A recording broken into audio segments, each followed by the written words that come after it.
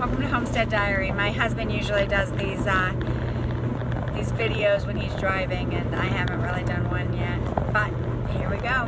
My name's Amber, and my kids are asleep in the back. I don't know if you can see them, but Gaia, Fathom, and Gideon, and we're on our way to Kansas to pick up Winter. And Kelty is right next to me, our dog, and my face is shining because I have arnica on it. Trying to get rid of my baggy eyes. Our friend tells me that I need to cook some baking soda or boil it or something like that, which changes the chemical properties of it and makes my baggy eyes go away, but I haven't done that yet, so I'll just have to live with the fact that I breastfeed my child in the middle of the night whenever he's hungry, and that makes me get very little sleep. And so I'm tired when I'm driving. I am not a good driver.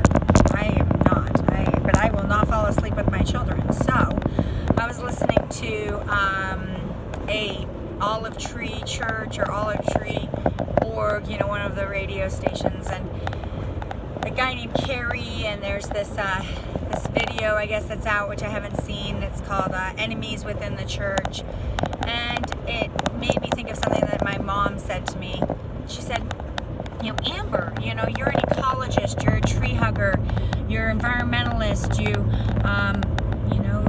were researching, global warming and, how different insects were migrating and how it's affected the environment, and how capitalism has basically waged war against the environment, and how capitalism, enslaves people in different countries, and how white people have been the primary cause of all that, and how not that she's saying necessarily all of this, but white people have gone around the world and have enslaved countries and have become the colonizers and have maintained domination, and that when I was at the University of Oregon, Oregon State University, not in Corvallis, Oregon State University, OSU, I went to a class that was called student government, or student development. And in that class, I learned about white privilege, and how, especially if you are Christian, you have Christian privilege. And there's these things that if you're white, you automatically get a certain amount of treatment by people, a certain amount of benefit, a degree of maybe respect or bias, and so because of the white privilege, that we should be sorry for that, and sorry for being white, and sorry for dominating the world, and we should repent and try to bring in socialism, and everyone is being equal, everyone getting a fair amount of everything. And I thought about that because I do believe in fairness, and I do believe that people should have equal opportunity, and I do understand that white people probably have a bias or a degree that other races, or maybe even other white people, will mistreat those of different color for whatever reason.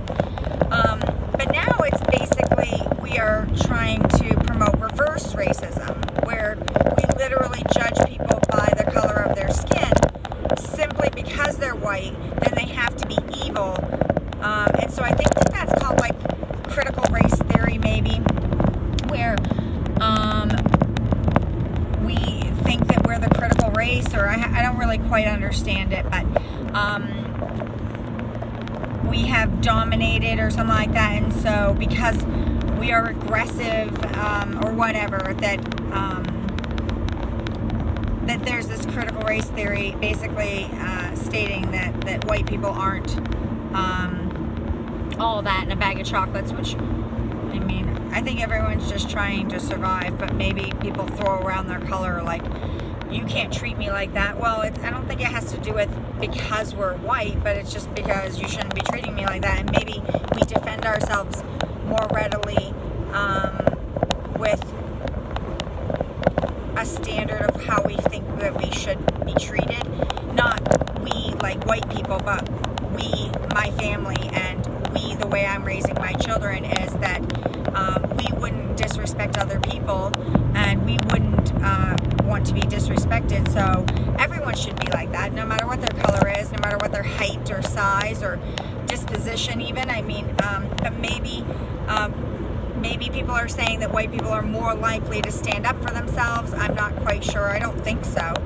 But anyways, it got me into a whole bunch of like this type of thought and saying, you know, what is this idea that we should feel sorry for being white when we are white and we aren't hurting other people? And they would say, well, you're not hurting the other people intentionally, maybe, or maybe you are thinking that you're going to save your complex or whatever.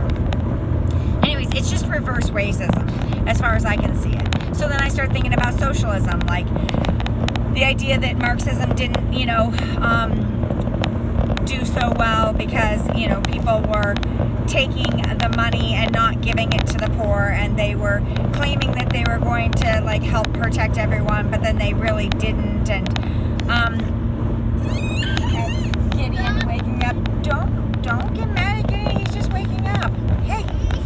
Oh, you get that off of him? Gaia, get that pillow off of him. He doesn't want it. So it might be the end of this video, and I might have to do a part 2. But the idea, I guess, that I was having is that, okay, let's dissect this a little bit and try to figure out, you know, how to describe, you know, different people's points of view and what it kind of means to me and why or whatever.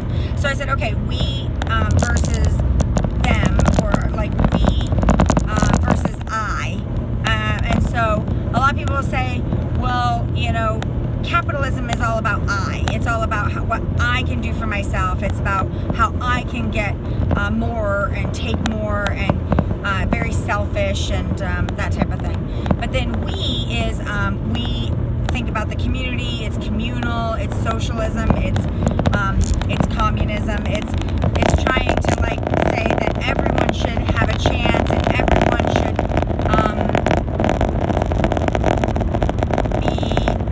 given like universal health care, and given free education, and given a house to live in, and given a lot of those things. And those who can't provide for themselves, I can see an idea of helping your fellow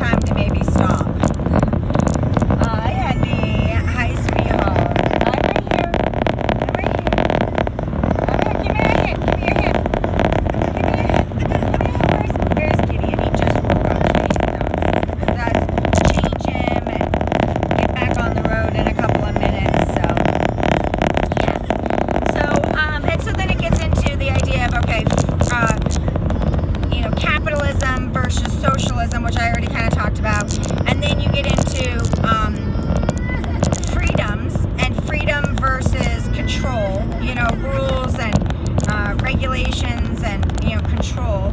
And then you get into the difference between choice and slaves. And so there's a lot going on with the idea, and it's an ideology in a lot of ways where if we all just work together, then we all will have enough. But then what ends up happening is a lot of people just stop